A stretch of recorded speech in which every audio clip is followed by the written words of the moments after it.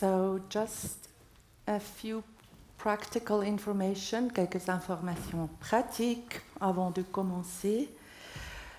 Si vous avez besoin de traduction anglais-français, vous avez l'information sur votre flyer, comment mettre en place la traduction. If you need translation, English-French, you can find the information and the QR code on your flyer.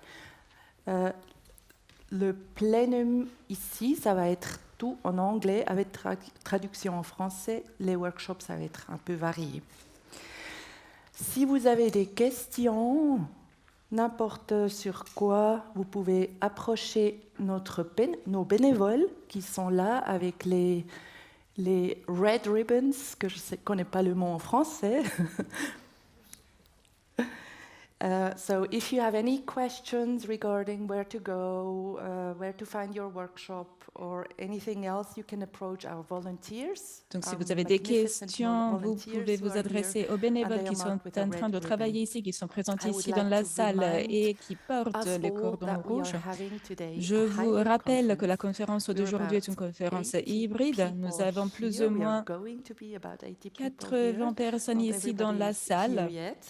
Même si on a encore des personnes qui doivent encore arriver, nous aurons également 60 personnes connectées en ligne qui vont se connecter de 120 pays différents. Donc aujourd'hui, on vise à avoir une véritable interaction, une discussion partagée pour apprendre et échanger. Je pense que nous aurons également la possibilité de voir les participants qui sont connectés en ligne grâce à l'écran que vous voyez ici. Et de la même façon, donc, les participants en ligne, de temps en temps, auront la possibilité de voir notre public ici dans la salle aujourd'hui.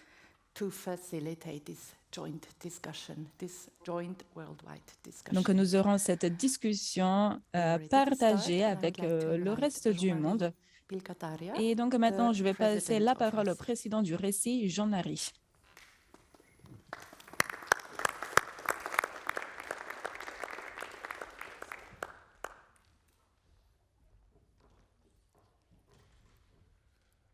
Good morning, everybody. Bonjour tout le monde. En tant que président du récit, je suis très heureux d'ouvrir cette conférence thématique qui porte sur le thème « Recadrer l'éducation pour un monde durable ». Je souhaite tout d'abord la bienvenue aux participants qui se trouvent ici dans la salle, mais également en ligne. Donc, nous avons 140 participants de différents pays du monde, de l'Afrique, de l'Asie, de l'Europe et de l'Amérique du Sud. Plus ou moins 80 participants en présentiel ici à Berne et plus ou moins 60 participants en ligne. Des participants d'Haïti où là-bas il fait encore nuit, donc je vous remercie du fond de mon cœur.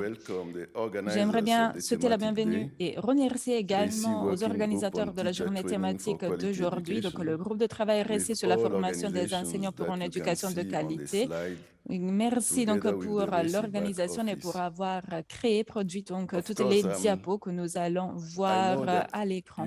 Et j'aimerais bien remercier également le back-office de RECI.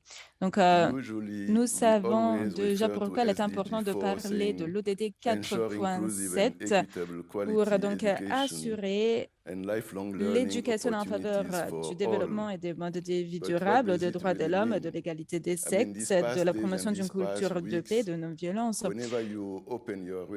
Et en effet, aujourd'hui, quand on écoute la radio ou alors on regarde la télé, on peut voir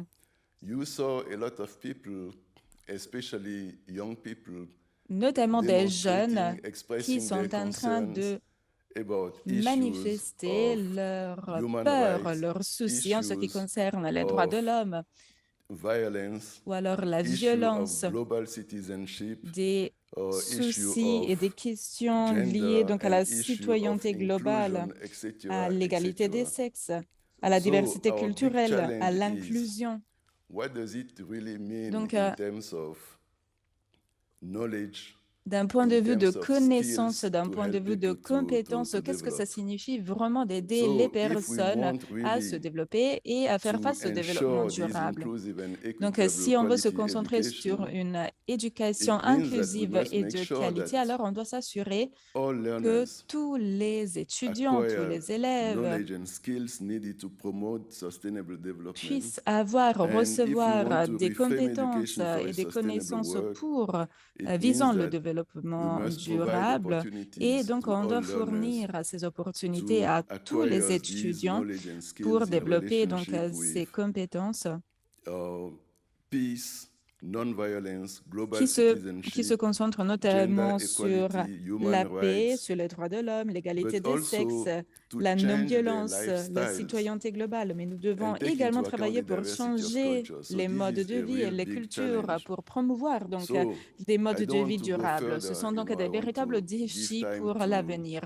Là, je ne veux pas donc continuer à parler pendant longtemps, mais j'aimerais bien juste vous dire que je souhaite en effet qu'on pourra avoir un véritable échange pendant cette journée qu'on va passer ensemble.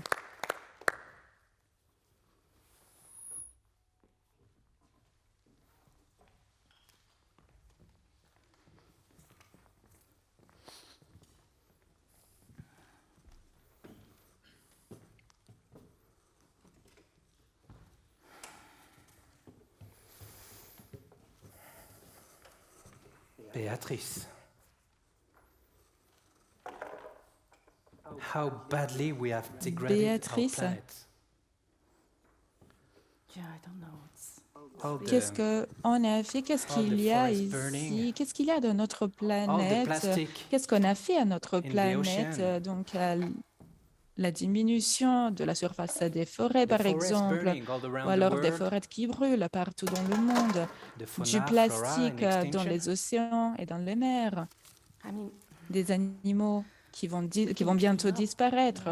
Bon, on peut chercher à améliorer la situation quand même. Et ça, ce n'est pas tout. On peut également penser aux conflits, des conflits qui se basent notamment sur l'identité, ou alors les inégalités de genre, les inégalités d'un point de vue social. On peut chercher à améliorer la situation. On doit le faire. Mais qu'est-ce qu'on peut faire d'autre? Peut-être que la question est quel est le rôle de l'éducation? Quel est le rôle de l'éducation dans cette situation, dans notre monde, dans notre société? Et je pense qu'il y a également un objectif pour tout cela, un objectif spécifique tout cela, c'est-à-dire l'objectif de développement durable 4.7 que nous pouvons voir maintenant à l'écran,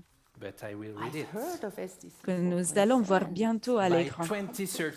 Et on va le lire ensemble. Donc, garantir d'ici 2030 à tous les élèves des connaissances et des compétences requises pour la promotion du développement durable, notamment grâce à l'éducation, en faveur du développement et des modes de vie durables, des droits de l'homme, de l'égalité des sexes, de la promotion d'une culture de paix et de non-violence, de la citoyenneté globale et de l'appréciation de la diversité culturelle, ainsi que de la contribution culturelle au développement durable.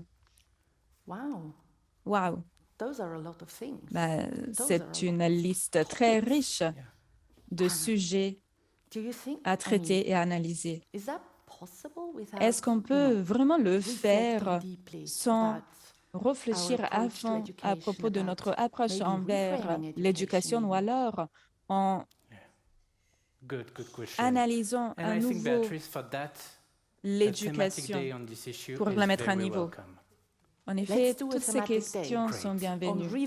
Et alors, on peut se concentrer aujourd'hui sur la mise à niveau de l'éducation à l'échelle globale.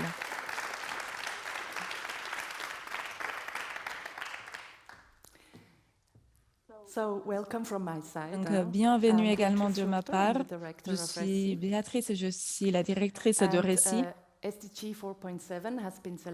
Et l'objectif de développement durable 4.7 a été choisi comme thème, sujet clé en effet de cette rencontre d'aujourd'hui. pour cette réunion thématique d'aujourd'hui. L'objectif 4.7 est au centre de l'activité de RECI. RECI est un réseau de ONG, d'institutions académiques, de fondations et d'organisations basées ici en Suisse qui travaillent ensemble pour l'éducation et pour la coopération internationale afin de donner notre contribution à un accès d'éducation de qualité à l'échelle globale. L'objectif 4.7 est donc à la base de l'éducation de la qualité. Mais l'objectif 4.7 est également un moyen, un instrument pour atteindre tous les autres objectifs de développement durable. Donc, la rencontre d'aujourd'hui est axée sur l'objectif 4.7, comme on vient déjà de le dire. Nous avons déjà mené plusieurs webinaires au fil de l'année à propos donc, de cet objectif de développement durable, mais également à propos d'autres sujets, c'est-à-dire par exemple l'égalité de genre, les inégalités, l'inclusion. Et tout cela est en ligne, est lié à l'objectif 4.7.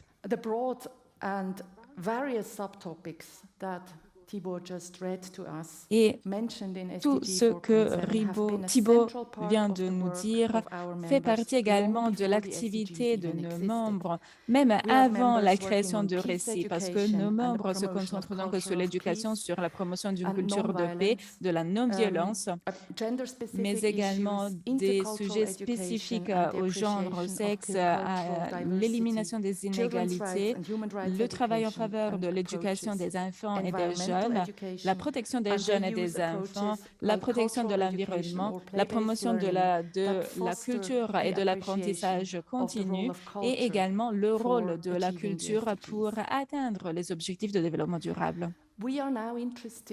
Aujourd'hui, nous sommes intéressés à connaître même un peu plus à propos de vous qui vous êtes ici aujourd'hui, mais également des participants en ligne connectés des 20 pays du monde entier.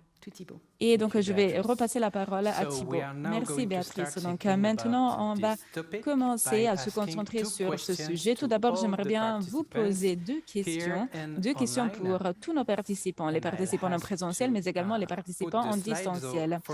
Et donc, pour répondre à ces questions, je vous invite à vous connecter donc, au site Internet que vous voyez ici à l'écran. Vous avez également le code QR que vous pouvez utiliser pour donc, vous connecter à ce site Internet. Ou alors, il y a également le lien et le code, le mot de passe à utiliser. Je vous donne juste 2 minutes en effet pour pouvoir vous connecter au site Internet et puis je vais vous poser les questions.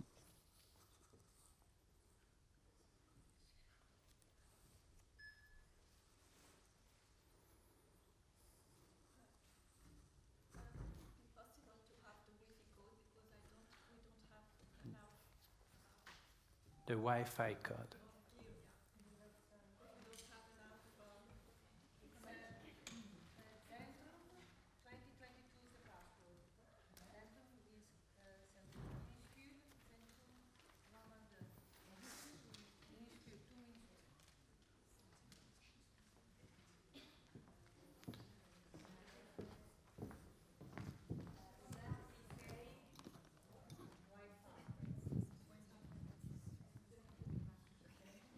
Is that okay for everybody? Est-ce que ça marche? Wi-Fi code, yeah. Est-ce que vous avez le Wi-Fi?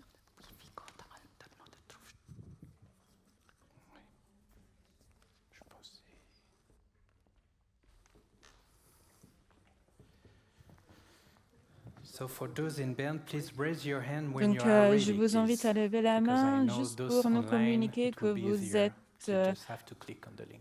prêts, parce qu'en effet, c'est bien plus facile pour les participants en ligne. Ça suffit juste de cliquer sur le lien qui a été partagé dans le chat.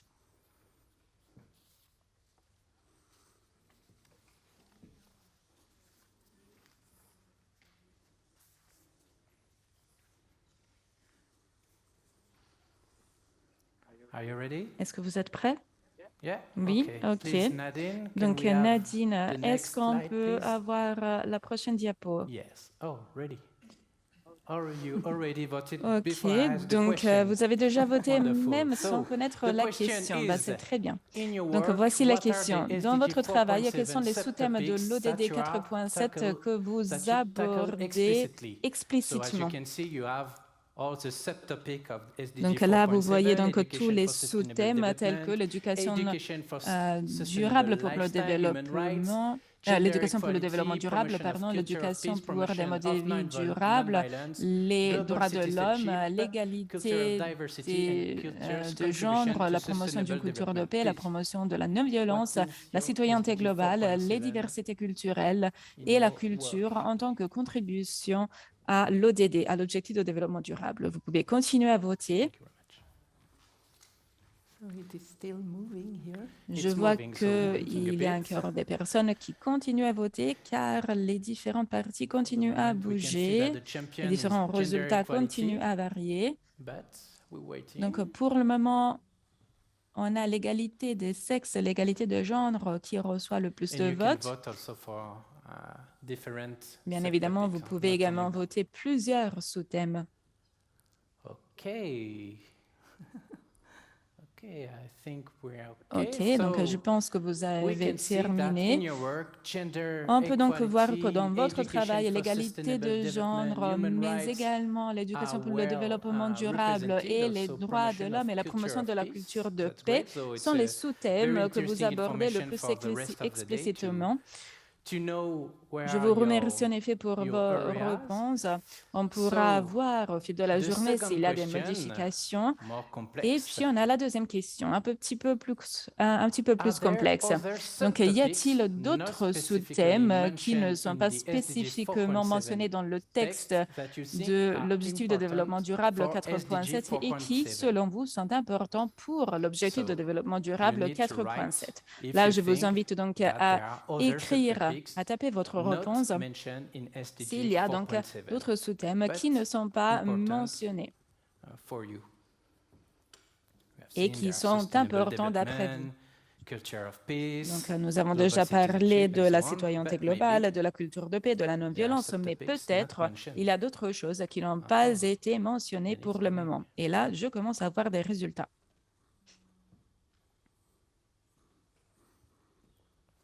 Wait a bit. On va attendre encore quelques secondes.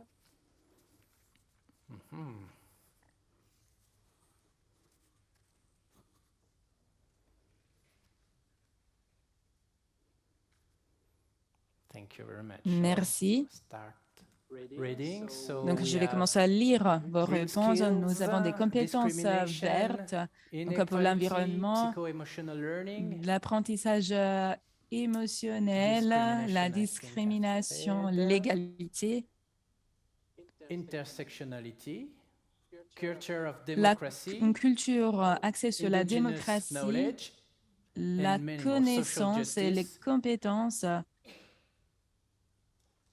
la justice horizontalité. I didn't inclusive, know this one.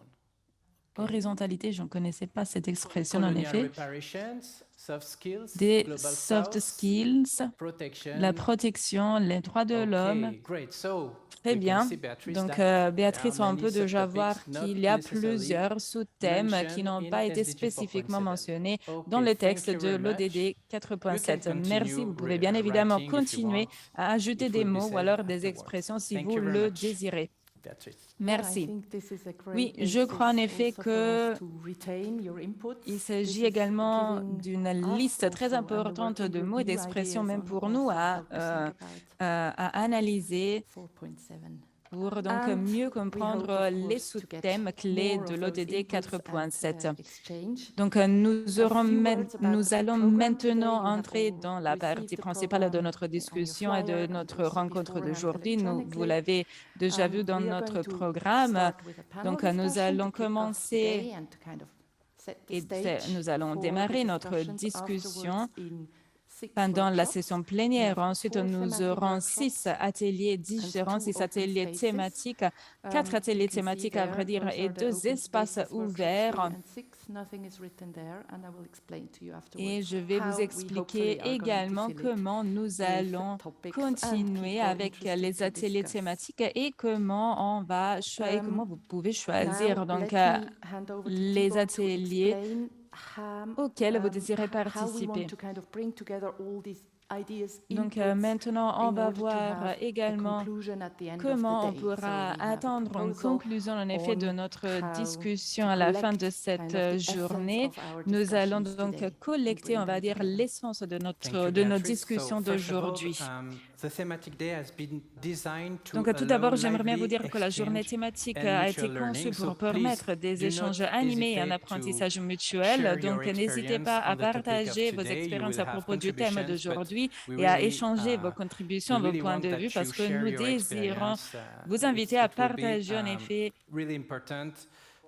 vos expériences, vos points de vue qui sont au cœur de cette journée. Et chaque atelier se concentrera donc sur la création d'un véritable manifeste pour l'ODD 4.7. Donc nous allons écrire ensemble des recommandations concrètes qu'on va recueillir, collecter à la fin de cette journée pour créer un seul manifeste concernant l'ODD 4.7. Et vous allez recevoir plus d'infos en effet à propos de ce manifeste pendant les différents ateliers. De façon parallèle, nous vous demandons également d'écrire votre engagement pour l'ODD 4.7. Pour les participants en ligne, vous pouvez l'écrire dans le chat et nous allons rassembler tous vos engagements à la fin. Pour les participants en présentiel, vous pouvez écrire votre engagement en grosses lettres sur un papier, des volontaires munis d'appareils photo pour en prendre en photo en effet ce que vous avez écrit, donc votre engagement. À la fin de chaque atelier, nous allons collecter les différents engagements et les mettre sur un poster, sur un mur dans l'espace café. Et pendant les pauses, les bénévoles pourront également et notamment pour les participants en ligne, pourront participer à des interviews.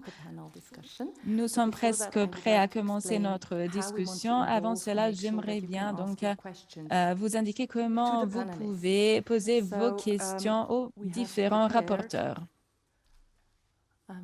Donc, nous avons préparé un QR code que vous allez pouvoir scanner pendant la discussion. Également, vous pouvez écrire vos questions sur cette application.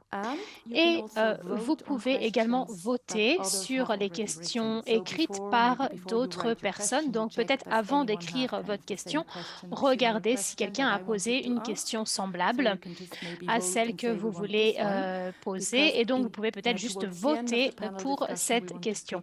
Parce qu'à la fin de la discussion, nous allons choisir peut-être 2 questions et nous prendrons celles qui sont plus pertinentes et importantes pour la plupart d'entre vous. Alors, sommes-nous prêts? Alors, nous allons avoir besoin des diapositives avec le QR code pour les questions.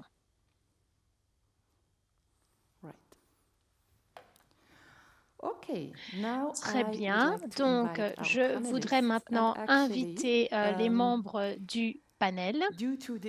Et en raison de la nature internationale de notre événement et du Covid, nous avons un membre du panel qui est ici avec nous, donc Tina Hascher, professeure du département de recherche sur l'école de l'enseignement et Institut des sciences de l'éducation à l'Université de Berne, qui vient avec nous sur la scène.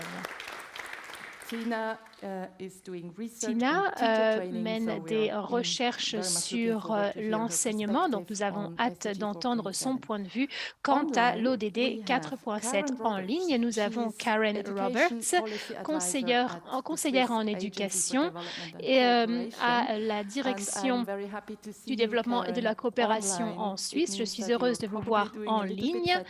Ça veut dire que vous allez peut-être un petit peu mieux, donc merci de vous être rejointe à nous malgré la COVID. Ensuite, nous avons également Roman Tesfaye Adamou, coordinatrice de programme d'éducation et de l'association de Development Emmanuel en Éthiopie.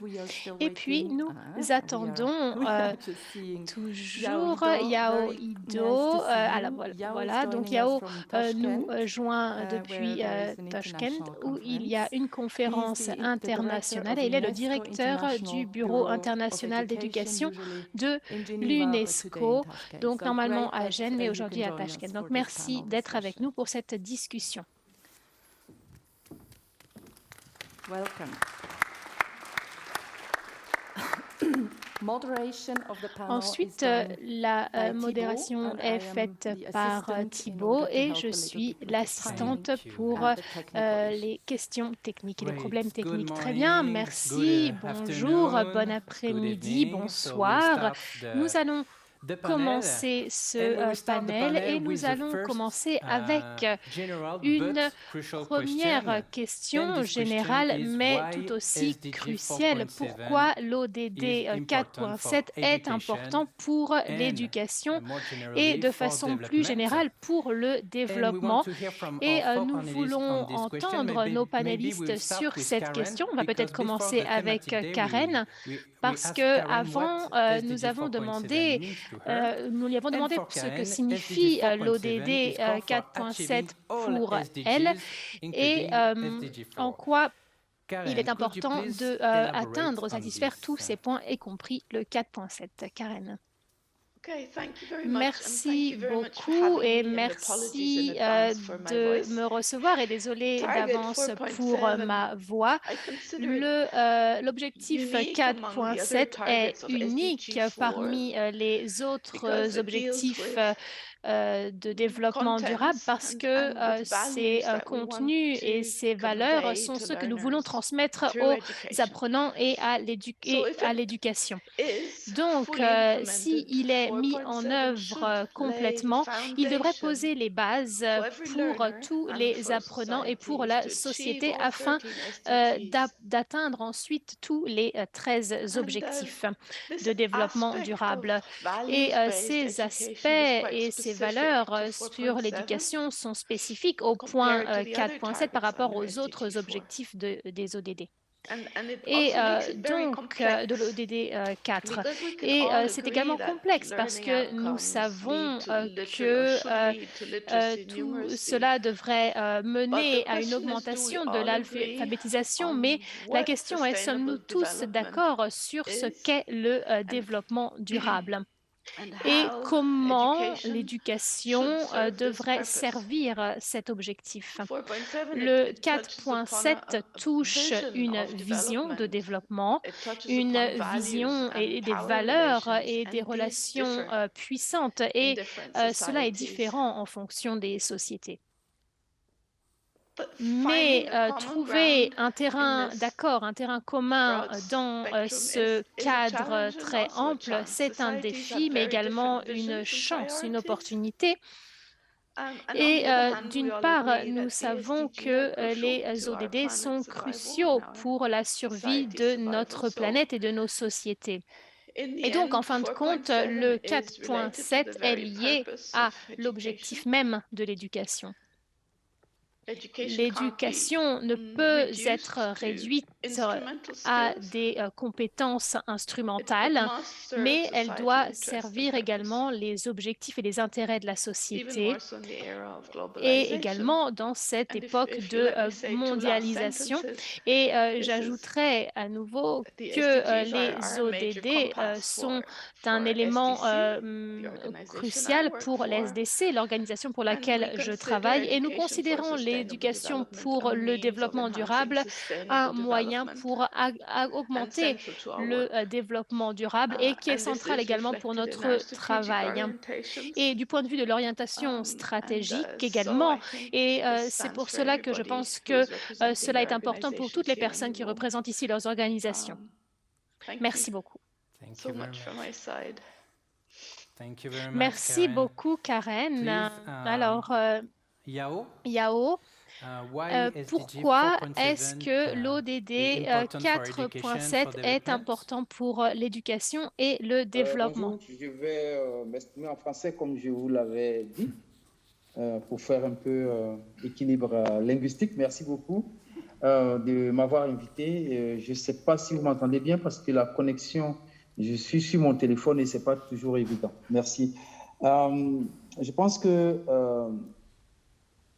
les objectifs de développement durable 4.7 sont très importants. Vous savez, à New York, lors du dernier sommet du TESS, Transforming Education Summit, qui s'est tenu à New York en septembre dernier, les recommandations, une des recommandations principales qui en est ressortie est que, et ça a été dit tout à l'heure par la dame qui vient de me précéder, qu'il faut que les États prennent de plus en plus d'actions pour renforcer le fait que l'éducation, ce n'est pas seulement les compétences, mais l'éducation, c'est également les savoir-être.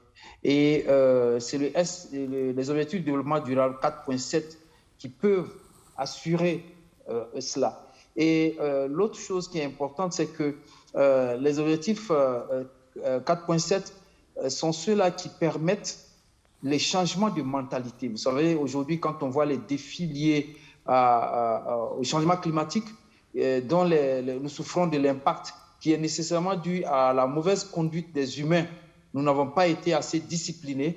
Et donc, il faut changer de mentalité. Et cela, c'est SDG cet objectif-là qui permet justement de changer les mentalités pour vivre mieux avec la planète. Et pour moi, c'est aussi important parce que c'est cet objectif-là qui permet d'assurer l'inclusion. Parce que les questions de living no one, ne laisser personne pour compte, sont essentiellement captées dans cet objectif, alors qu'on sait que ne laisser personne pour compte est une sorte de vecteur qui traverse tous les ODD. Et l'ODD 4.7 est celui-là qui cristallise au mieux cela.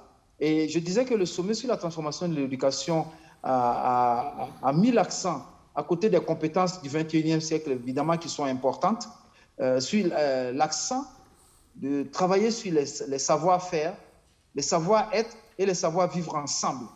Dans votre introduction, Madame parlait aujourd'hui, c'est votre président, M. Kataria, Bill Kataria, qui parlait de tout ce qui se passe dans le monde aujourd'hui avec les violences, les discriminations, etc., les xénophobies, etc.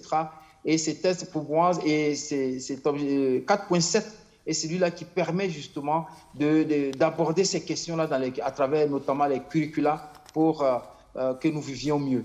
Et un autre avant-dernier point que je voulais souligner, c'est que c'est celui-là, c'est 4.7 qui met l'accent sur la diversité des contextes, la nécessité de prendre en compte dans les réponses éducatives qu'on apporte les contextes de chaque localité, de chaque zone, pour s'assurer de la pertinence de ce que nous donnons. Vous voyez, bon, je vais juste ouvrir une petite parenthèse, mais c'est juste pour plaisanter, évidemment.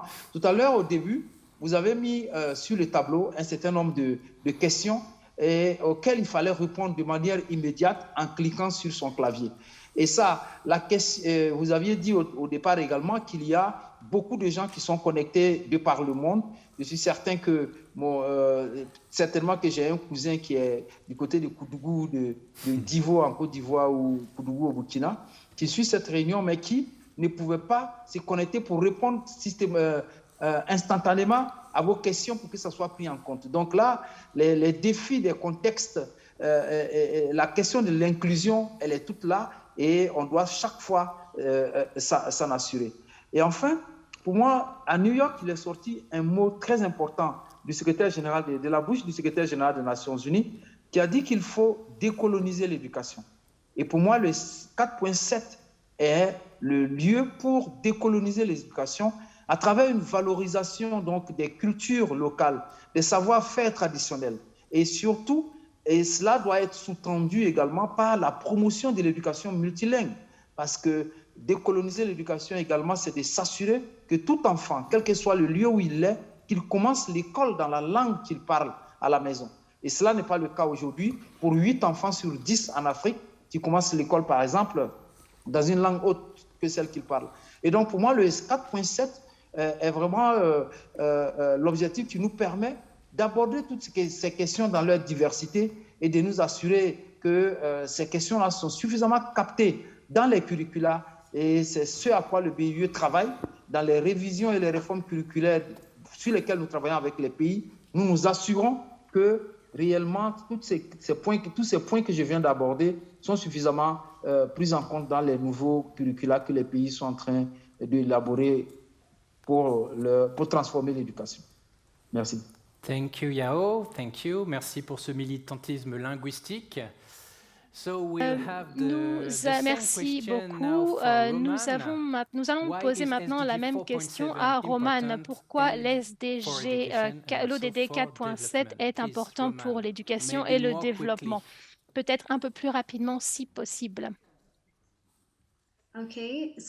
Très bien. Eh bien, concernant l'ODD 4.7 et une empreinte pour un meilleur futur pour tous, eh bien, cet objectif pour moi est une approche holistique pour ce qui concerne également tous les autres objectifs de développement.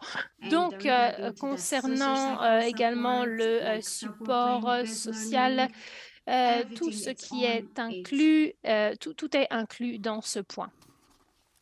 Merci. Merci beaucoup. Tina, pouvez-vous maintenant partager également? Merci. Eh bien,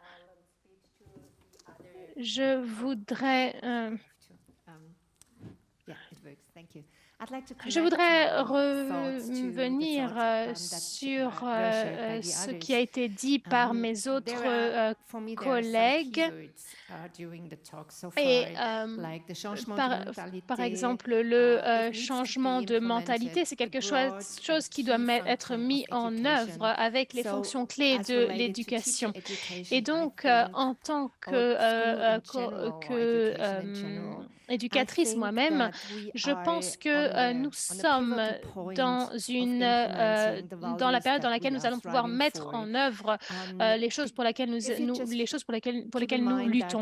Et il faut prendre en compte que dans l'éducation générale, disons, ou bien dans les écoles, il y a environ donc il y a de nombreux enfants qui vont à l'école, évidemment, et il est important de maintenir cette idée de développement durable. C'est une éducation obligatoire qui joue un rôle important et également les enseignants jouent un rôle clé. Et ce que nous pouvons mettre en œuvre dans l'éducation des enseignants permettra ou bien se reflètera dans les écoles et dans l'éducation en général. Et donc, je pense que éduquer les enseignants pour le futur, pour un futur durable, est l'une des meilleures choses que nous pouvons faire. Mais d'autre part, nous voyons que cette approche et les attentes des enseignants et de l'enseignement aux enseignants, disons, nous pensons tous que les enseignants les écoles sont des lieux cruciaux pour l'éducation future. Mais nous pouvons ajouter que nous devons toujours garder bien à l'esprit que nous ne devons pas surcharger les écoles et les enseignants avec nos idées. Et comme Karen l'a dit, elle a dit si cela est mis en œuvre. Et donc, nous devons faire bien attention lors de ce processus de mise en œuvre parce que cela doit responsabiliser les enseignants et les futurs enseignants et les personnes qui forment les enseignants. enseignants également. Merci beaucoup, Tina. Nous allons revenir ensuite sur ce point plus tard parce que nous prendrons en compte également les limites de l'ODG 4.7. Il y a d'autres questions que nous voudrions soulever, donc si possible, essayez de répondre rapidement afin que nous puissions entendre les 4 panélistes, mais également les questions des participants.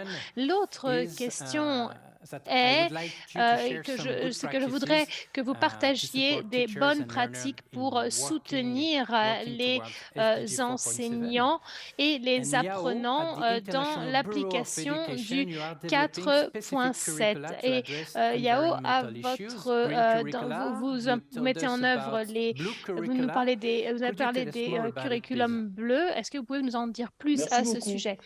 Vous savez, il y a eu un sommet que l'UNESCO a organisé il y a 6 mois à Bonn et sur les changements climatiques. Et c'était sur l'éducation au développement durable en général. Et il est sorti ce qu'on appelle la déclaration de Bonn. Et dans cette déclaration, avant cette déclaration, une étude avait été faite au niveau mondial qui a démontré que plus de 60% des pays n'ont pas dans les curricula des modules qui adressent de manière efficace et pertinente le changement climatique. Et la recommandation a été faite à l'UNESCO d'accompagner les États membres pour améliorer les curricula du point de vue des défis du changement climatique. Et nous, au BIE, comme nous travaillons sur les curricula, nous avons donc développé une initiative, un flagship, un programme phare en français, qui s'intitule Green and Blue Curriculum. En fait, nous avons ajouté le blue parce que dans la plupart des pays, les curricula des pays en développement, il y a des éléments sur l'environnement. Donc, les questions de green, on les a assez... il faut toujours améliorer, mais c'est déjà abordé. Mais ce qui manque, c'est les questions de blue curriculum qui ont un lien avec les océans. Vous savez, il y a une étude sérieuse qui a été faite et qui dit que dans les 30 prochaines années, une des premières causes de conflits dans le monde, ce serait l'eau potable. L'eau potable va se raréfier et ce serait une cause de conflit dans le monde. Et ce que nous nous disons à travers ces flagships, c'est comment dès maintenant commencer non seulement à former des jeunes pour être plus éco-citoyens à travers le green, mais en même temps les outiller pour qu'ils comprennent que l'eau potable est une source tarissable et qu'il faut en prendre soin et il faut la protéger. Et donc, c'est pour cela que nous avons développé ces flagships sur le green et le blue curriculum, et non seulement protéger l'océan pour l'eau potable, mais également les ressources halieutiques qui sont en train de se raréfier de manière accélérée. Et donc, pour nous, c'est important d'avoir cette composante-là sur le blue curriculum, et nous y travaillons avec les pays où nous sommes engagés actuellement. Merci. Merci Yao. Roman, in the framework of your program, you deal with certain dimensions of SDG 4.7, including travaillez donc gender sur and l'ODD intercultural 4.7 tout en prenant en considération également des questions interculturelles. Donc cela a plusieurs possibilités et plusieurs responsabilités que vous peut-être désirez partager avec nous tous et nous toutes. Et donc nous avons un programme d'éducation.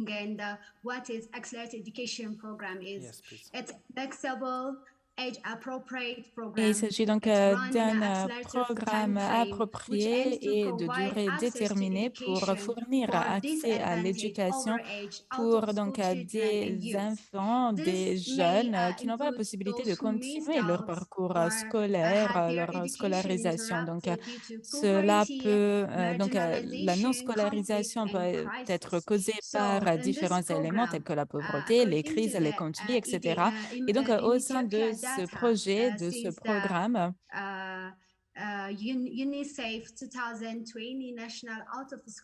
nous cherchons donc à aider tous ces jeunes à continuer leur parcours de scolarisation. En effet, nous travaillons déjà en Éthiopie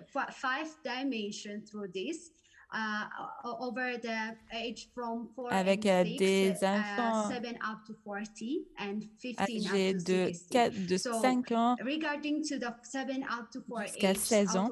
Et donc, nous supportons les jeunes, en effet, les jeunes qui n'ont pas la possibilité de continuer avec leurs études, notamment la majorité de ces gens-là sont des femmes, 2,6 millions de jeunes filles et des femmes qui désirent continuer donc leur parcours scolaire, mais qui n'ont pas l'opportunité de le faire. Ce programme fait partie également de la formation des enseignants. Donc, il s'agit donc d'apprendre comment travailler en tant qu'ambassadeur, ambassadrice, en effet, au sein des différentes écoles pour soutenir également tous les différents jeunes, les différents élèves à continuer donc dans leur parcours de scolarité. Et tout cela, nous l'avons déjà vu, aide à améliorer en effet le contexte et la situation en classe pour favoriser donc le partage mutuel, mais également la communication en classe. Merci Roman. Et Tina, donc en ce qui concerne les enseignants, est-ce que vous avez des exemples ou alors des bonnes pratiques à partager avec nous? Merci. Donc, parmi les choses les plus importantes d'après moi est de voir les enseignants comme des participants, on va dire, à un programme de formation en continu. Donc, une fois qu'on devient enseignant, ça ne signifie pas qu'on doit arrêter d'apprendre, mais on doit continuer à le faire pendant toute la vie. Et donc, je crois que parmi les aspects, les éléments clés qui peuvent faire partie des bonnes pratiques, il y a le fait d'accepter donc les besoins psychologiques, en effet, des enseignants pendant tout au long de leur carrière, et également les besoins d'un point de vue pédagogique des enseignants. Cela est tout à fait important pour mettre en place donc l'apprentissage mutuel et collaboratif. Et en effet, les données qu'on a déjà à propos de l'apprentissage collaboratif et de la coopération dans le domaine de l'enseignement montrent donc le besoin de recevoir un support pour les enseignants. Notamment au sein de notre programme, les enseignants travaillent en couple pour donc renforcer l'apprentissage mutuel, le travail en équipe, en collaboration, et pour bénéficier en effet de ce travail mutuel. Donc, nous devons continuer à supporter, à soutenir les enseignants pour leur donner la possibilité de continuer à améliorer leurs compétences, leurs connaissances, pour suivre un parcours d'apprentissage en continu et pour donc continuer à travailler en équipe, en collaboration avec les autres enseignants, bien évidemment, mais également avec les étudiants, parce qu'on peut également apprendre des étudions. Et il y a également un autre aspect que j'aimerais bien mentionner d'après donc mon expérience de recherche. Donc l'éducation qui est en ligne avec les ODD 4 et l'ODD 7 concerne les sujets en effet qui sont enseignés, qui doivent donc se concentrer sur des valeurs à transmettre aux différents enseignants, aux différents étudiants. Il est nécessaire d'éduquer les étudiants, les élèves de façon intégrée. Nous avons besoin pour faire cela des bons documents pédagogiques, des instruments, des équipements qui supporter en effet les enseignants à bien éduquer les élèves, à leur transmettre des compétences spécifiques et également des valeurs à l'échelle globale. Merci. Donc, avant de continuer, je vois qu'on reçoit déjà plusieurs questions. who actually define these common values we should teach. And maybe il y a une question que j'aimerais bien lire. Donc, qui est-ce qui va définir les valeurs qu'on doit transmettre, qu'on doit enseigner? J'aimerais bien poser cette question à Karen. Est-ce que vous pouvez répéter la question? Comment est-ce qu'on doit redéfinir les valeurs qu'on doit enseigner? I can come in if you want. Yes, please, Yao. Okay, thank you. This question brings me to Cette something that question is very important. me fait revenir You sur know, quelque for chose us, qui est tout à fait we are important. Donc, promoting- nous, You know, today, when there is a en effet, want to write a curriculum, quand what they do, une personne, they will gather the experts from the quand un pays désire développer un curriculum ou alors un they parcours will gather d'études, the experts la première in chose à one faire est hotel de or se rencontrer somewhere avec for des 1 week or experts 2 weeks, pendant une and this semaine ou 2 team semaines. of Et cette experts équipe will come d'experts out with the national curriculum développe donc un parcours that will be d'études applied à at l'échelle national level. nationale, qui But sera we mise are en place à saying that l'échelle the nationale. process of curriculum elaboration should be more Mais participatory. en tout cas, ce processus de développement d'un parcours d'études doit être Is encore saying plus who should, participatif, doit être élargi. propose this. On It means devrait that donc we have y to see inclure in every d'autres context who are personnes the persons et sur la base du contexte, on who, devrait comprendre carry donc these qui sont values les experts and how capables de these persons, transmettre their les voice can valeurs be qu'on heard désire in the ensuite curriculum elaboration process. For véhiculer instance, aux today, enfants you et can aux have in some élèves. countries Parce que, par very exemple, knowledgeable on peut people avoir au who sein have d'un some pays traditional des véritables knowledge, experts, des very personnes chevronnées intelligent, but traditionally, and they know the cultures of the reality, the local. But qui when the curriculum is doivent designed, donc they are not called. transmettre leurs So for valeurs, us, mais qui ne the sont pas discussion, prises en my answer is considération simply to say we quand have on to doit revisit the développer, quand process il of faut curriculum développer les parcours elaboration and make sure éducatifs that à l'échelle all nationale. those Donc, who can d'après moi, contribute il to faut value revoir whatever ces we want to processus-là value in the pour curriculum at country level. choisir en effet quelles sont les valeurs, quelles sont les informations à mettre en valeur, en exergue dans chaque pays. Merci Yao. Karen, je ne sais pas si vous désirez répondre à cette même question. Oui, bien évidemment. Donc, je pense en effet qu'il s'agit d'une très bonne question. Donc, l'ODD vise à définir les valeurs partagées, les valeurs communes qu'on a au sein de nos différentes sociétés. Et on doit donc on doit bien évidemment définir les valeurs et les informations à partager avec les étudiants à l'échelle nationale, tout en suivant un parcours tel que le parcours mentionné par Yao. Donc, il est nécessaire de développer des parcours éducatifs capables de prendre en compte les valeurs de chaque société, de chaque communauté, et les enseignants doivent donc les transmettre aux différents élèves. Et bien évidemment, on ne peut pas transmettre ces valeurs si l'enseignant ne fait pas partie, on va dire, de cette société, ou alors ne partage pas les mêmes valeurs. Donc, d'après moi, on devrait partager, on devrait inclure, pour mieux dire, dans le développement des différents parcours d'études, plusieurs experts, mais également les enseignants. Merci Karen.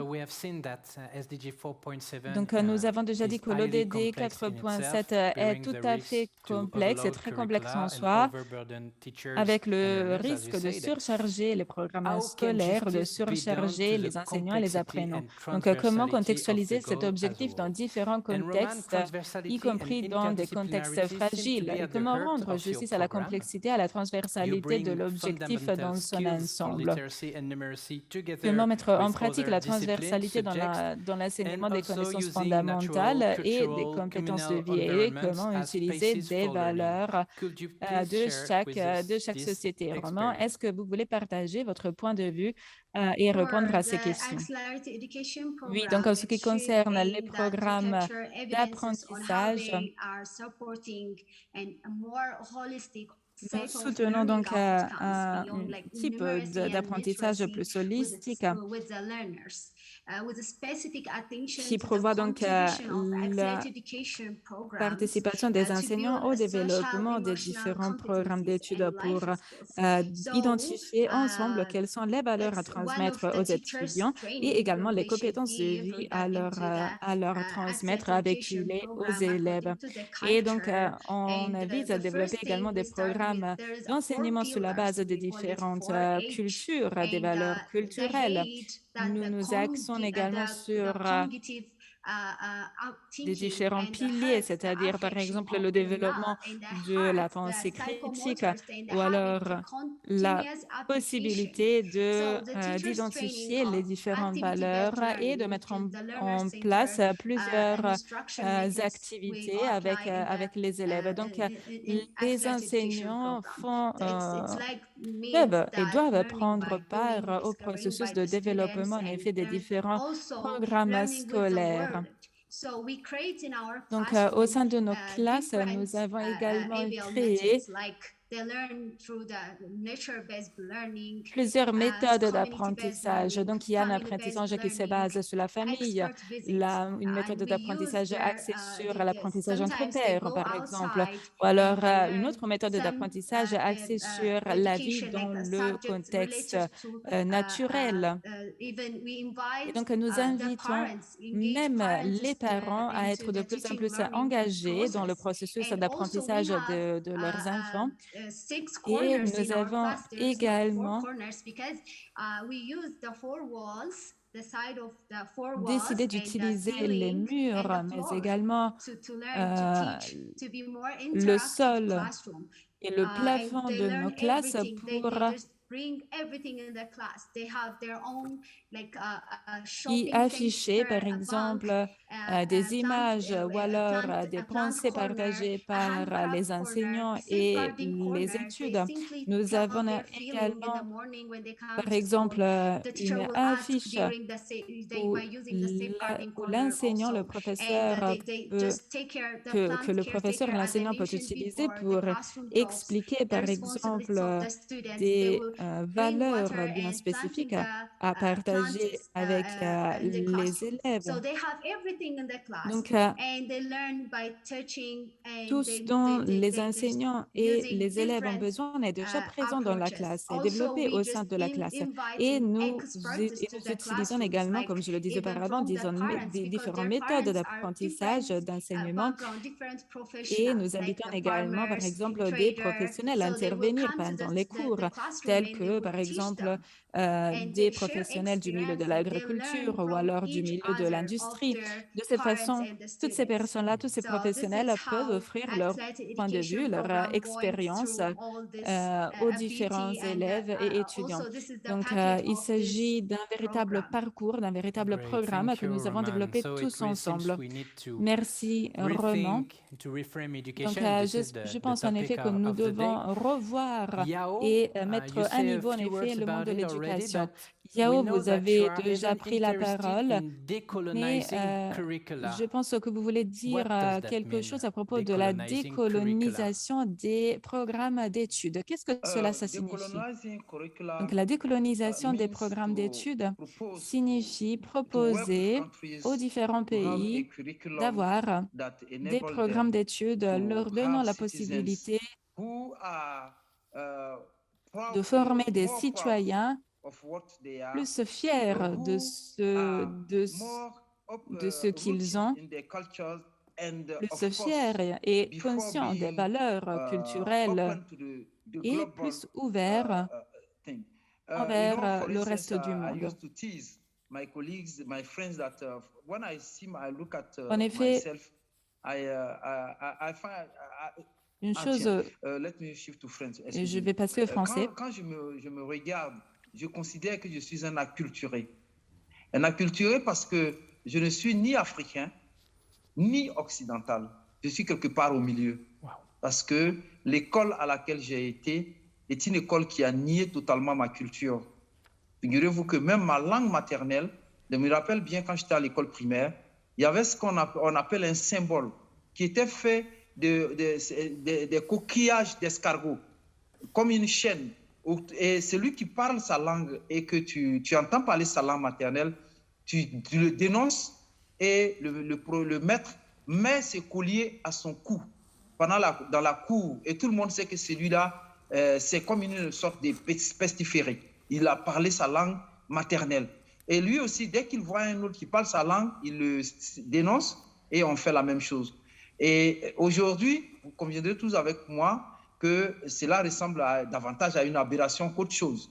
Alors que nous, c'est pour cela, et c'est en contradiction totale avec ce que nous voulons faire aujourd'hui, à savoir promouvoir le multilinguisme et faire en sorte que tous les enfants commencent l'école dans leur langue maternelle. Parce qu'un enfant de 0 et 6 ans, on sait qu'il a plus de 2000 mots dans le langage qu'il parle avec sa mère. Il a une expérience énorme. Mais l'école est faite comme si l'enfant, il vient à l'école, il est tout à fait vierge et on commence par la première chose à lui apprendre, alors que toute son expérience de 6 ans, on la met à la poubelle parce qu'elle est dans une langue qui n'a rien à voir avec celle où il va commencer l'éducation. Donc, vous savez, pendant longtemps, certaines personnes, à tort, on considère l'école comme un lieu où on va pour apprendre une langue.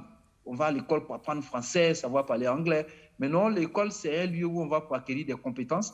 Et l'acquisition des compétences commence dans la langue que l'on maîtrise le mieux. Et donc, décoloniser l'école, c'est aussi faire en sorte que les vieux qui sont dans les zones rurales analphabètes, les riches connaissances et expertises qu'ils ont, comment on fait en sorte que ça soit capitalisé à l'école. Vous savez, aujourd'hui, il y a des communautés qui rejettent l'école.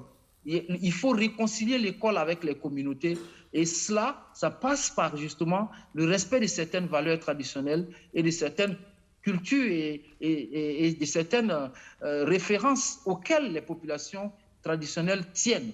Et donc pour nous, tout simplement pour conclure, c'est que ce terme décoloniser l'éducation qui a été prononcé, comme je le disais, à New York par le secrétaire général des Nations Unies, il faut lui donner un sens. Il faut revisiter, par exemple, les livres d'histoire, les programmes d'histoire. Vous savez, l'UNESCO a écrit l'histoire générale de l'Afrique, qui a été écrite de manière beaucoup plus objective que ce que nous avons dans l'histoire. Et les pays, l'UNESCO recommande que les pays revisitent les contenus de l'histoire telle qu'écrite pour prendre en compte l'histoire générale de l'Afrique. Et nous sommes heureux que ce n'est même pas seulement en Afrique, hein. Vous savez, la France, sous Jean-Michel Blanquer, qui était le ministre de l'Éducation il y a 2-3 ans, a pris une loi pour dire que la France, et du moins un engagement, pour dire que la France va revisiter les livres d'histoire concernant l'Afrique à la lumière de l'histoire générale de l'Afrique qui a été écrite pour justement donner plus d'objectivité. Donc, vous voyez, pour décoloniser, il y a plusieurs leviers sur lesquels il faut actionner et le médium d'instruction en est un. Merci. Thank you. Merci, Yao. So we'll know it won't be an easy task and donc nous savons très bien que cela ne sera pas facile, pas du tout. Donc ma prochaine question concerne les limites à la mise en œuvre de l'ODD 4.7. Donc quelles sont les limites à la mise en œuvre de l'ODD 4.7? Karen, d'après vous, dans un contexte où les droits de l'homme ne sont pas forcément respectés, quels sont donc, est-ce que cela peut représenter une limite? Donc c'est une question très générale. En effet, mais je crois en effet que l'ODD 4.7 peut continuer à offrir des opportunités d'amélioration pour mieux déterminer les contenus en effet et les composantes de l'éducation. Pour enseigner l'égalité de genre, les droits de l'homme, bien évidemment, et d'autres valeurs, d'autres éléments, notamment dans des pays où, par exemple, la situation politique n'est pas stable. Nous devons également nous concentrer en termes d'éducation sur le développement durable, l'enseignement du développement durable. Et cela donc apportera des bénéfices aux différents pays. Nous ne devons pas définir un pays ou alors une situation comme une cause déjà perdue. En effet, nous devons toujours avoir de l'espoir et nous devons nous baser sur la coopération internationale pour améliorer la situation des différents pays. Donc, ce sont les pays les plus privilégiés, on va dire, qui doivent soutenir les autres, notamment les pays où il y a des situations difficiles ou alors non stables.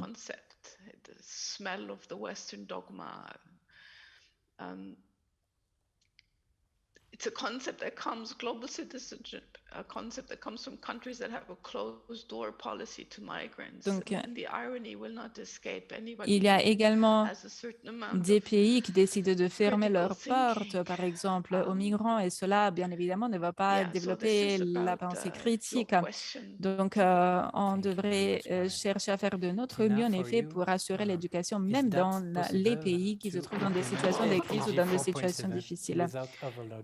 Est-ce que, d'après vous, on peut donc arriver à ne pas surcharger les écoles et considérer le rôle d'autres organisations dans l'éducation non formelle? Donc, je pense par exemple à l'idée de créer des liens entre l'apprentissage individuel ou alors l'apprentissage au sein d'un contexte spécifique. Et pour revenir et pour répondre à votre dernière question, nous devons voir l'éducation comme une véritable communauté, une communauté qui doit donner de l'espace pour apprendre à toutes les personnes, non seulement aux jeunes, mais en général à toutes les personnes qui désirent apprendre. Donc, selon moi, il est nécessaire de revoir et de changer également, de mettre à niveau les écoles, de les transformer dans des lieux où tout le monde peut avoir la possibilité d'apprendre.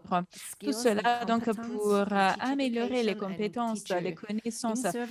Tout le monde, non seulement des enseignants et des étudiants, mais toutes les personnes qui désirent s'améliorer, qui désirent donc apprendre quelque chose de nouveau. Et nous devons également travailler avec les proviseurs qui jouent donc un rôle clé dans le développement de ce système de l'éducation. Nous devons donc nous concentrer sur les différentes étapes pour voir à la fin des améliorations réelles capables donc de mettre ensemble les valeurs et les connaissances de chacun de chaque partie. Nous devons donc partager les valeurs, les connaissances qui concerne, par exemple, la création d'un environnement de vie, d'un contexte de vie axé sur la paix, sur l'inclusion, sur le respect et sur l'inclusivité en général typique de nos sociétés. Béatrice, je crois que nous avons également d'autres questions de la part des différents participants en ligne, mais également ici dans la salle. Je vous remercie en effet pour vos questions. Et nous avons donc nous avons reçu plusieurs questions. La question la plus importante, la plus intéressante d'après moi concerne la décolonisation de l'éducation. Nous avons déjà parlé de cela. Je pense en effet que nous aurons également un peu plus de temps à dédier à la réponse à cette question pendant les ateliers de l'après-midi. Ensuite, nous avons une autre question qui concerne les valeurs communes à partager, à enseigner. Et ensuite, qu'est-ce que les pays occidentaux peuvent donc apprendre à propos en effet de l'éducation grâce également à la mise en place de l'ODD 4.7. Et j'aimerais bien poser cette question à Roman, juste pour savoir si en Éthiopie, il y a un programme capable de faire revenir les personnes à l'école et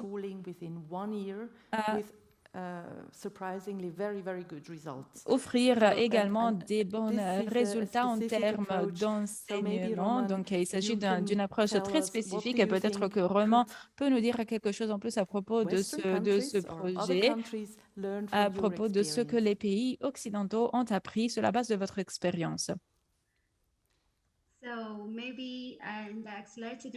Alors, je pense que dans les programmes d'éducation, il y a évidemment plein de choses que les pays occidentaux peuvent apprendre. Donc, par exemple, les formations des enseignants changent également les enseignants. Donc, il faut d'abord approcher les enseignants.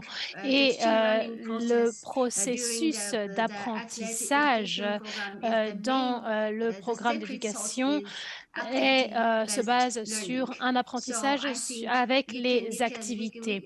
Donc, on peut tirer cet apprentissage de la part depuis les formations d'enseignants. Et c'est un petit peu comme un package important de formation. Et donc, je pense que l'élément de base, c'est qu'il faut avoir une formation habile. Merci beaucoup, Roman. Et je vais revenir à Thibaut pour la dernière question. Donc, pour en arriver à nos conclusions, nous aimerions demander à chaque panéliste de revenir sur le titre de notre journée thématique. Donc, nous prétendons parler de recadrer l'éducation. Quelles sont vos principales recommandations pour recadrer l'éducation afin qu'elle aide au mieux les enseignants et les apprenants à contribuer à l'ODD 4.7? Tina, vous pouvez commencer? Oui, merci Thibaut. Eh bien, je voudrais répéter l'idée selon laquelle la communauté apprenante doit être mise en œuvre dans notre société. C'est encore le rôle, je pense. Et donc, il y a des enseignants et de ceux qui apprennent. Et donc, dans une vision de développement continu, ce que nous pouvons apprendre des autres pays depuis d'autres points de vue, cela doit être un sujet clé dans notre éducation des enseignants et dans nos écoles. Donc, nous avons eu des modules liés à l'apprentissage collaboratif, d'exploration, dans lesquels les étudiants sont encouragés à partager leurs idées et avec les enseignants et avec les autres étudiants. Et je pense que le fait de respecter leur potentiel d'apprentissage, leur nécessité et leur droit d'apprentissage et de chaque personne dans un système d'éducation peut vraiment responsabiliser, renforcer le système pour atteindre cet objectif que nous essayons d'atteindre. Karen, quelles sont vos recommandations clés pour recadrer l'éducation, s'il vous plaît? Eh bien, je suis tout à fait d'accord avec ce qu'a dit le professeur. De notre expérience à l'SDC et également du point de vue de la coopération internationale, nous devons prendre les solutions gagnantes pour la promouvoir, pour cette promotion du développement durable. Et la formation des enseignants n'est pas suffisante, ou bien la révision des programmes d'études non plus. Recadrer signifie de créer un terrain commun sur les valeurs mises en exergue, et seulement alors les priorités pourront devenir des appels aux actions et devenir un courant principal dans l'éducation. Et comme Roman l'a décrit, il y a des exemples très encourageants de ce qui peut être fait. Et dans les différents programmes et dans les différents niveaux. Et je pense que nous devons également une approche interdisciplinaire et non pas des modules séparés pour voir ce qui peut être intégré dans les programmes d'études existants. Et également, il y a une autre chose très importante pour moi et également du point de vue des leçons tirées, c'est que les enseignants et les étudiants peuvent être des acteurs de changement uniquement si le système et l'environnement les soutient et fait en sorte qu'ils le soient. Et cela doit être faisable également pour les enseignants qui ne doivent pas être surchargés, mais Tina l'a déjà mentionné. Donc voilà, je vais m'arrêter là. J'aurai encore plein d'autres choses à dire. Merci beaucoup, Karen. Yao? Merci beaucoup. Alors, il y a un certain nombre de leviers indispensables de mon point de vue pour réellement reframe l'éducation, comme tu le dis. D'abord, on a vu tout ce qu'il faut mettre pour s'assurer que SDG.4 est assuré. C'est des nouvelles compétences qu'il faut intégrer, malheureusement, et les curricula sont déjà surchargés. Donc, une des panélistes l'a dit au début, la question d'allègement des curricula déjà est un défi majeur, parce qu'il y a de nouvelles compétences dont on a besoin pour réaliser le SDG 4.7, mais les curricula sont déjà surchargés, donc il faut s'asseoir et les alléger.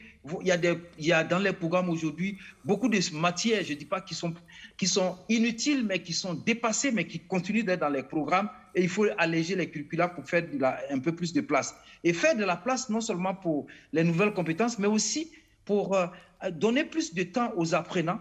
Ça manque, les élèves aujourd'hui sont des programmes surchargés et tout est basé sur la mémorisation. Donc on laisse plus de temps pour promouvoir la créativité et l'esprit critique chez les enfants, mais il faut leur donner un peu plus de temps, et l'allègement des curricula permettra justement de mettre en place des pédagogies qui promeuvent davantage la créativité au lieu de la mémorisation. Et donc la transformation de l'éducation, c'est vraiment un élément important à mettre aussi en place. L'autre, c'est la meilleure utilisation des ICT. Comment on maximise l'intelligence artificielle, les smartphones. Et là, vous savez, moi, j'ai l'habitude de dire au ministre de l'Éducation avec qui je parle, parce que dans 99% des pays en Afrique, le téléphone portable est interdit à l'école. Moi, j'ai l'habitude de dire au ministre que non, nous avons tort. Nous avons tort. Parce qu'aujourd'hui, tous les jeunes, ce qui les intéresse, c'est ce qu'il y a dans les smartphones. On sait qu'il y a des garde-fous à mettre, mais il faut oser voir comment on utilise les téléphones à des fins pédagogiques. C'est ça la solution, mais ce n'est pas de l'interdit. Mais c'est un débat assez long. Mais je pense qu'une meilleure utilisation des TIC comme outil pédagogique pour compléter l'enseignant, c'est essentiel. Il faut ouvrir les réflexions pour aller vers ça, mais n'est pas interdit de mon point de vue, n'est pas la solution. Et un autre élément, c'est toute la question de l'évaluation. Vous savez, aujourd'hui, on doit changer de mentalité dans l'évaluation. La mentalité qu'il faut changer dans l'évaluation, c'est qu'il y a beaucoup de compétences aujourd'hui. Quand on parle des défis du changement climatique, aujourd'hui, il faut changer les mentalités pour qu'on soit plus éco-citoyen.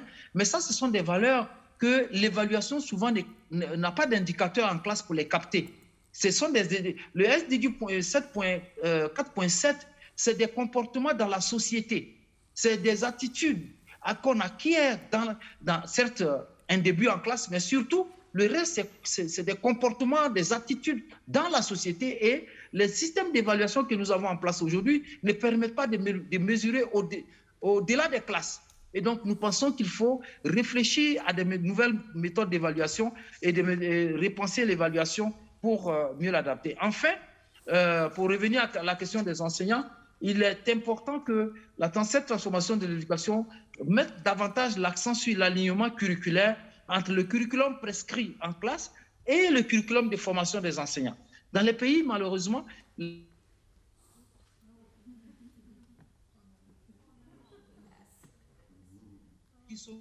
des structures qui sont de la formation des enseignants, et parfois, dans le même pays, ces structures ne se parlent pas. Donc, ça aussi, cette transformation de l'éducation engendrera nécessairement un meilleur travail pour s'assurer d'un alignement curriculaire entre le curriculum prescrit et le curriculum de formation des enseignants, pour que les enseignants puissent mieux approprier les curricula pour un meilleur enseignement. Merci. Merci beaucoup, Yao.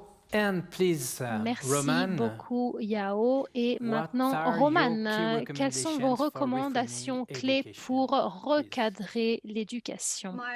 Ma recommandation pour recadrer l'éducation est la première, celle que je viens de mentionner. Nous devons avoir une formation complète à 360 degrés et nous devons faire en sorte d'avoir cette formation complète. Et donc, la deuxième recommandation serait de nous concentrer sur un leadership d'école qui responsabilise également les femmes pour les motiver à travailler dur et à aspirer à un meilleur futur. En d'autres termes, nous devons nous concentrer également sur elles. Merci. Merci beaucoup. Et je voudrais remercier du fond du cœur nos 4 panélistes. Merci pour votre contribution ce matin.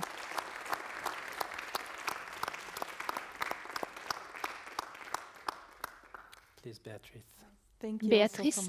Oui, merci également de ma part à Tina, Karen, Yao et Roman. Ce fut un véritable plaisir de vous écouter et nous allons maintenant nous préparer pour la session suivante. Merci beaucoup à toi, Béatrice, et puis à toi, Thibault. C'était très intéressant. Merci à vous. Merci beaucoup. Merci, bye bye. À bientôt.